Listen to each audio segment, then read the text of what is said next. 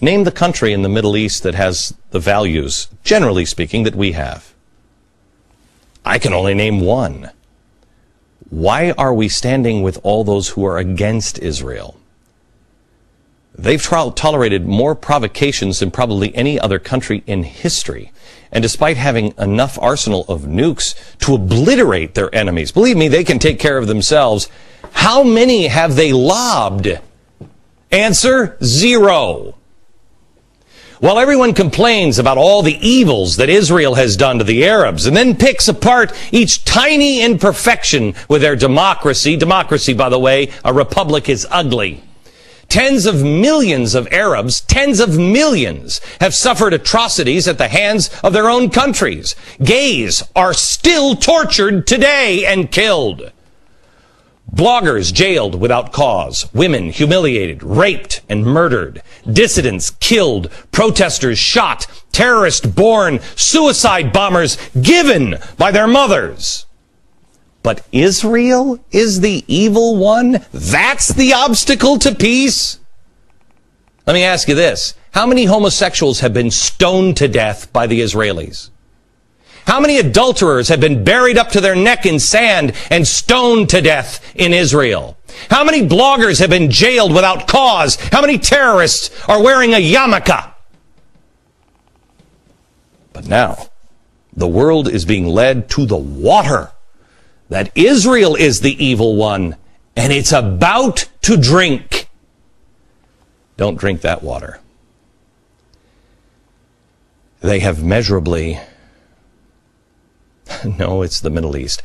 They have immeasurably more freedom than any other Middle Eastern nation. Women are free to drive. Women and our daughters can walk alone in the streets without being stoned or jailed.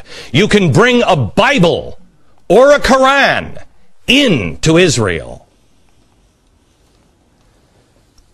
When a woman can't walk down the street alone and be safe, and not because she's in a dangerous neighborhood, but because she walked alone without a man, how do you possibly stand with that country? How do you possibly stand with that? With a group of people that say, I'm going to kill you if you don't go to my faith.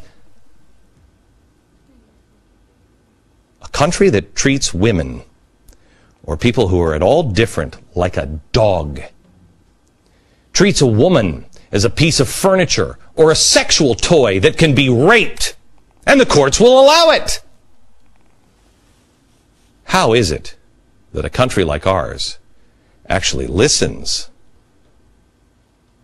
to those evil people saying this is evil, and we believe it?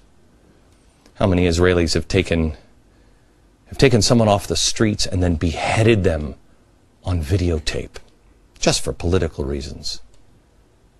Our administration is siding with the wrong side. They are standing against good and encouraging evil in the Middle East. We are reprimanding the nation that is as flawed as we are and protecting the aggressors. We're protecting the killers and the terrorists.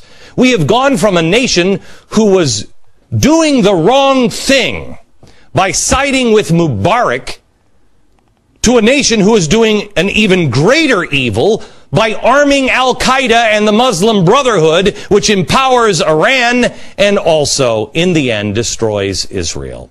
It is not difficult to tell good apart from evil. Let's start with some simple ideas. Voting rights. Generally speaking, which is better? Voting rights of Iran, Muslim Brotherhood, those who ran Al-Qaeda? How about free speech? Rights of women, rights of homosexuals. America and Israel? Or the people we seem to be siding with? I stand tonight with Israel.